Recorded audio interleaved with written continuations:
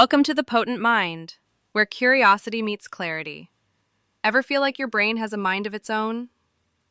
Here, we explore how attention works, why it drifts, and how to train it back, gently, powerfully, and on purpose. It's not about fixing your mind, but learning to work with it.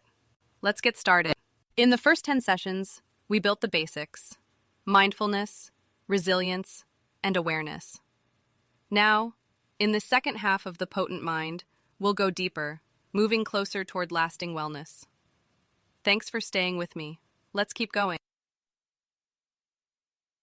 He who forgiveth and is reconciled unto his enemy shall receive his reward from God. The Quran. There are many classifications of emotions. However, up until now they've been very poorly described. I'll talk about anxiety, frustration, and depression, which are clinical states rather than emotions, but we need to be able to describe them clearly and separate them from our healthy feelings. The healthy feelings I will define are anger, sadness, shame and guilt, love and compassion, fear, hurt, pride, pleasure and enjoyment, disgust, envy, jealousy, and surprise. Now, let's look at what we're feeling, where we feel it, and why we're feeling it. Later, we'll talk about what you can do with this new information, one of the goals being that of decreasing negative emotions and increasing positive ones.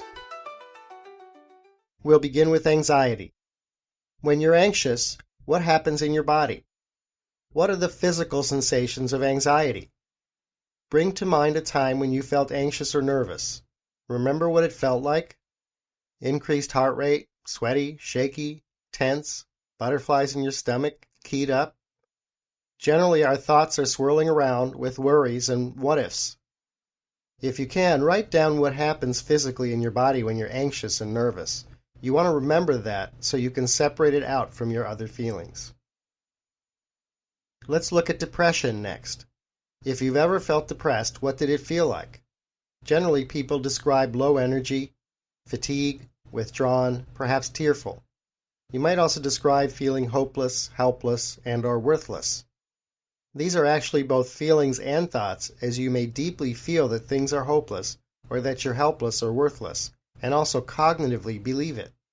This is an example of where our emotional state can severely distort our thinking. It is important that you recognize if you're feeling depressed and seek help and see that this is not a normal feeling and should not be trusted. Later, we'll talk about how feeling depressed is very different from feeling sad, and why sadness, although painful, is a normal, healthy feeling. Although not emotions in the sense of the others on our list, hunger and fullness should be described briefly, again, so we can differentiate what we're feeling in order to respond appropriately. When you're hungry, where do you feel it? It's in our gut, something like empty or gnawing feeling. Some people confuse this with loneliness. Don't. Hungry, eat. Lonely, reach out to others. Don't eat for loneliness or frustration. You can see where that goes. What about fullness? Again, in the abdomen. Overextended, full, tight, means stop eating. You can see how those of us who tend to eat for emotional reasons can build on this information, becoming more and more mindful of where we are physically on a hunger scale and of other emotions that we might be experiencing that may make us want to eat. We can learn to be prepared with alternative, healthier responses. Now we'll talk about everyone's favorite, anger. Think about a time you got very angry. What was it that got you mad? And what happened in your body when you felt angry? What did it feel like? What did you feel like doing? Don't censor it, and don't judge it. We're not talking about what you did or what you thought or what you think you should have felt. What did you actually feel like doing deep inside? If you lost control of your anger, what do you feel you might have done? Often people say that they felt like yelling, cussing, or hurting someone, felt like lashing out.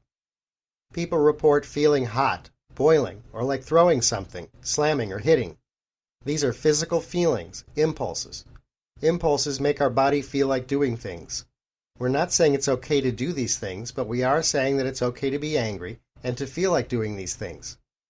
Impulses are usually experienced way out of proportion to the situation, but they come from our animal brain and we shouldn't judge them as good or bad. When you feel like throwing something or hitting someone, it's okay to feel that way, but usually if we directly act out our impulses, it will lead to undesired consequences. You may have to pay Joe, the consequence man. By listening further, you'll learn to be more in touch with your impulses, to accept them as normal, to check back on your perceptions and interpretations to see whether your anger is justified or not, and to consider the best way to respond in order to get what you want. Most anger management classes and approaches are lightweight and don't really deal with the impulses which get stored up and difficult to control. Most approaches to anger are either overly intellectual or try to get you to, quote, let your anger out by pounding on a pillow or a punching bag or chopping wood, etc. Stay with me and you'll learn some amazing techniques to be more assertive, selective, and effective with your anger, more likely to get what you need, and how to let go of the anger which is not useful to you. You won't have to chop wood.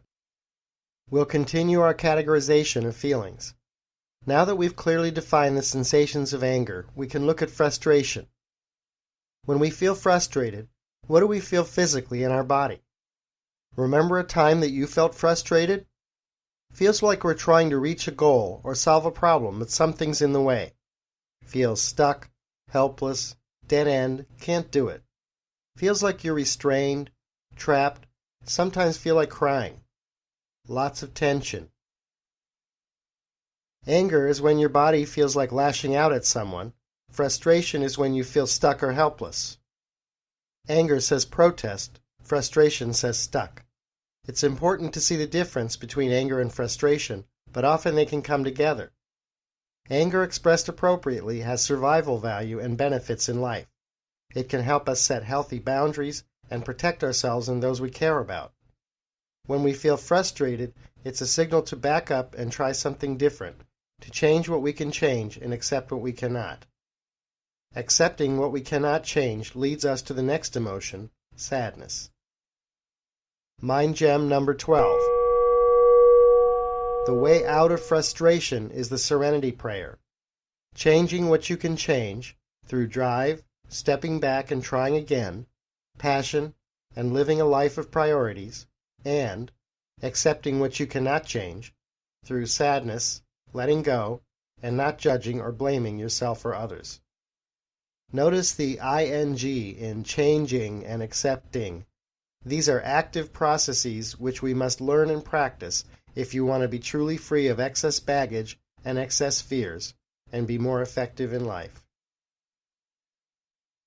Thanks for listening to The Potent Mind.